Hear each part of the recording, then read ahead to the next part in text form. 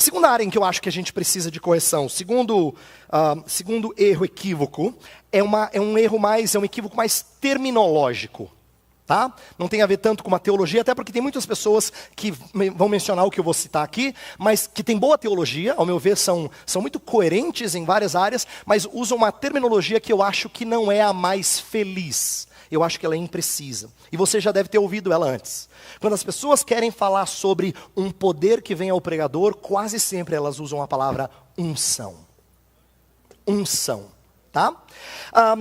O termo unção, para se referir a um poder que vem ao pregador, normalmente é visto como algo oscilante, que vem e que vai, não é? Então você ora para o pregador ser ungido naquele momento em que ele está para subir no púlpito, para assumir a postura oficial. É quase como se fosse a versão evangélica do ex-cátedra do Papa, entendeu? O Papa não é infalível em qualquer momento da vida dele. Ele é infalível quando ele está sentado na posição oficial. É por isso que a gente fala de infalibilidade papal ex-cátedra. É como se fosse o pastor ungido. Quando ele está ali, ele está ungido. Ali ele fala inspirado pelo Espírito. E eu acho que essa é uma expressão infeliz. Por quê?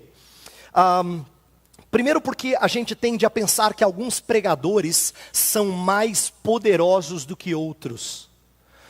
E eu creio que a Escritura vai minimizar isso. Quando Paulo aos Coríntios vai dizer que eu semeei, eu plantei, Apolo regou, ele não vai dizer, então, eu tenho um pouquinho mais de poder que Apolo, vocês sabem disso, vocês não reconhecem, mas eu e Apolo não dá nem para competir, né? Apolo não é apóstolo como eu. Não existe isso.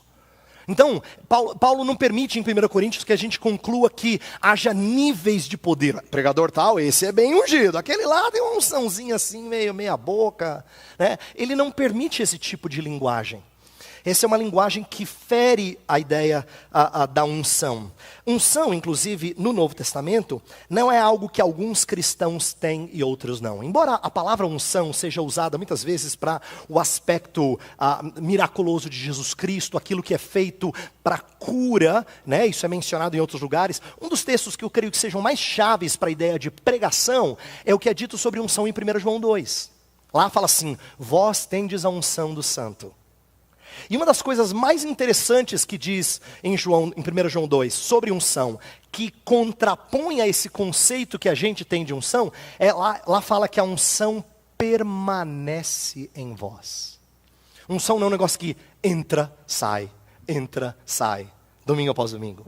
De acordo com 1 João 2, unção é uma coisa que você tem. Inclusive o contexto era de falsos mestres, protognósticos, que estavam tentando dizer que nós temos um conhecimento que ninguém mais tem, e João vai dizer, não tendes necessidade de ter alguém que tenha um acesso direto a Deus, como se vocês já não tivessem a verdade em vocês. Vocês têm a verdade, e o Espírito da verdade em vocês. Vocês têm a unção.